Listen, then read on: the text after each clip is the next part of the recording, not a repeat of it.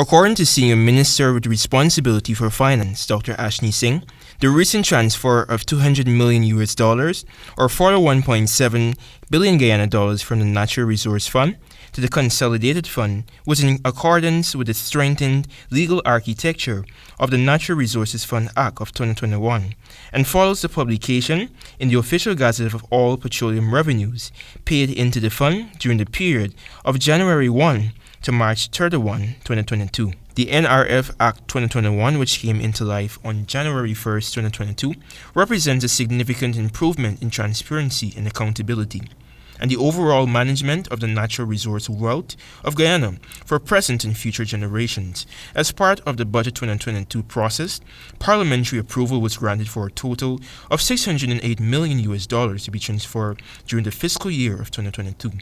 Oil and gas revenues are being generated from the ExxonMobil operations offshore Guyana. Former Finance Minister on the APNU AFC coalition government, Winston Jordan, as a guest on Globe-Span Politics 24/7 program aired weekly on social media, had this to say.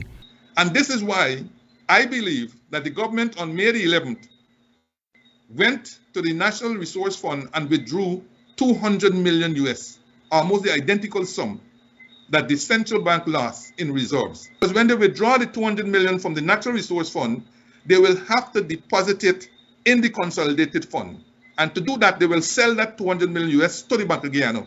And the Bank of Guyana will credit the Consolidated Fund with the equivalent, which was, I believe, 43.6 billion Guyana dollars. The Bank of Guyana reserves went up, and it's reflected in their May statement, where the end of May reserves was 730 something million US dollars. Jordan believes from looking at the quarterly report released by the Bank of Guyana, which indicates the inflation rate for the first 3 months of 2022 sticking at 1.7%. More so, a projected inflation rate of 4.1% according to the budget puts Guyana's economy in a bad shape.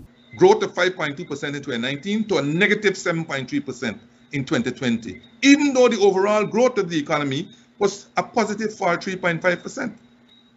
This year, the economy is supposed to grow 57.8%, but the non-oil economy is supposedly expected to grow by 7.something%.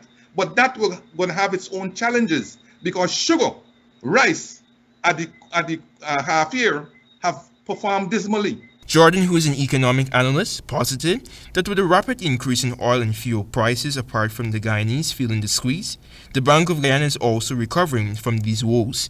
Jordan believes that this is where renegotiation of a better oil contract comes into being, as the government must ensure that they are not robbed of these entitlements, or Guyanese will continue to suffer. This is Antonio Dey reporting for the HCP 90 News.